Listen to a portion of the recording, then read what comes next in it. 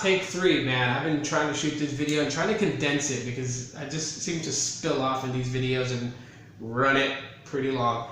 But what's up, guys? My name's Tito, and in this video I am going to be talking about the ZTE Warp Elite, basically showing my support to ZTE as other government officials are trying to do right now to help lift this ban so ZTE can produce newer devices. Now, I really don't care if ZTE can make new devices because that's not my purpose of doing this. My sole goal is to show my support for ZTE so that way people that work for ZTE don't lose their jobs because ZTE is right now it's having its life choked out of it. I want those people to keep their jobs. I know how important it is to have a job. You don't have a job, you can't enjoy things, right? You can't even live comfortably. And we gotta think about, people at ZTE, the employees there, they're humans just like us. I don't care what country you come from. You bleed like I do. You have my love and support. So, I switched back to my ZTE Warp Elite.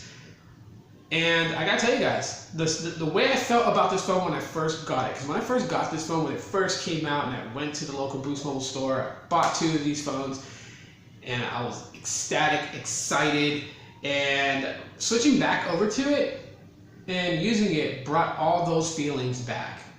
One, I have to say that the person who designed this device at ZTE must have ate his Wheaties in the morning, must have had a great night's sleep, and just must have been feeling great because they came up with an ultimately good design. Yes, it is a rectangle. Battery built in, so no removable battery. I don't care about that. But I can tell you guys this much though, the phone is very ergonomic. It feels great in the hand, comfortable. You can hold this for times. It's not going to give you any issues. It's the same height as the original Boost Max, but it's much narrower. Yes, it's got big bezels. I don't care. I'm not looking for 18:9 aspect ratios. Those things to me are just things to me. They're not important to have a good experience. No fingerprint reader on this device. I don't care. I got the old school, swipe and pattern, and it's just as secure as a fingerprint. No time I can get my phone unlocked. I am running the Pixel launcher on my my Warp Elite, and it is a little buggy, a little slow running the Pixel launcher, but obviously it's because this phone is running 5.1 Lollipop. It's never gotten an update to Marshmallow. Quite sad.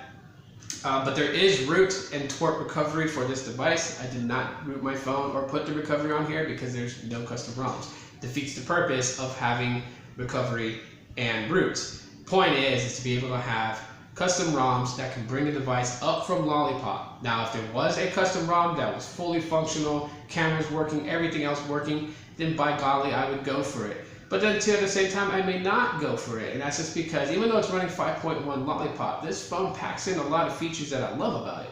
One is the camera. The camera is the main thing about this phone. Reason why, it's not so much the camera sensors, but what you get with the cameras. So you get a lot of cool feature modes. You get effects that you can do with the photos. So if you're someone that likes to take pictures, you're not trying to be a professional photographer, but you like to take pictures, capture life's moments, you can have some fun with it with those effects, whether it's selfie mode or main camera mode.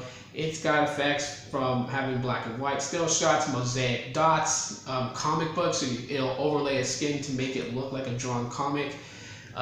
There's a lot. This thing's packing some good stuff in its cameras, so I'm very happy about it, and it's fun because I'm going to play around with it this week and have a lot of fun. The screen size I'm okay with. I believe it's 5.5 inches. Now, if you're talking about spec-wise, the phone has, I think, the Snapdragon 410 clocked at 1.2 gigahertz. It's got 2 gigs of RAM and 16 gigs of onboard storage with expandable memory. So no NFC. No fingerprint reader, none of that stuff, but like I said, that's fine. The only downplay I can see about this phone for me, and it's not really a big deal because, I'm not one that has to rely on one thing. I have backups. So this phone does not support Google Assistant. It does not have Google Assistant at all. At least mine doesn't. If someone else does, then tell me how you did it. But when I try to use Google Assistant and even downloaded the shortcut app, it says my phone is not compatible. So I'm not able to use Google Assistant, but that's okay because I can still long press the home screen, it launches Google, and I can still type out what I'm searching for, which is fine. It's not going to kill me. Of course, it displays all my Google cards, so not a huge issue. But for some, it may be. For those people that have to have Google Assistant, it may be. Now the Pixel launcher does run kind of slow on here. It takes a while. It almost feels like that it needs to have like a push in order for it to run.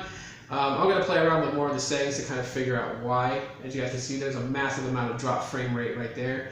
I'm going to try to figure out why, because the Pixel launcher is very light. It's not anything that's heavy, and the RAM is not eaten up. As I do have like a RAM management task cleaner on here to kind of watch the performance of the phone. And yeah, so I mean, it's not really using a lot. I mean, like if it was like way up here on the dial clock showing me how much RAM is being used, then we got issues. But no, it's not. All in all, I really gotta say with this phone, it's awesome using it. I would still, in 2018, I would still recommend this phone for anyone that's just looking for a good smartphone, right? It doesn't need to have Oreo to be a good smartphone, and it doesn't need a fingerprint reader to be a good smartphone. But the experience that you're going to get with this phone, the cameras, the speeds, how it runs applications, the display, it's all functional, it's all good. And on top of that, the audio quality, which plug it in headphones and listen to music, it has a more enriched sound. So you can appreciate all those things with the ZTE Warp Elite. So in support of ZTE, I'm going to use this phone for the entire week, and if not, probably more, depending.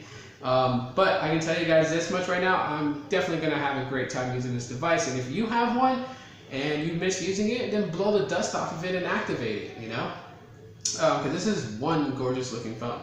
So if you guys enjoyed today's video, let me know. Shout out to Mill Hustles for hitting me up on Facebook, letting me know that there are supporters for ZTE within our government that's trying to help ZTE come through this bad batch in their company right now, and help get them back on track. So to close this off, what I want to say is, to my mom and to my stepmom and to my sister, and above all to my lady, a very special happy Mother's Day. You women deserve to be pampered for everything that you guys do, and while appreciation should be every day of the year, I do want to take the moment to let you guys know that I do appreciate everything you all have done for me. To all the mothers out there, happy Mother's Day, and hopefully your day is also enjoyable and fun and filled with love, joy with family and friends. And that's it for now, guys. Thanks for checking out my video, and if you did, drop a like. If you have anything to say, leave it in the comment section, and if you just subscribed, hit that bell option to know when I upload a video. Again, my name is Tito. I'll talk to you guys next time.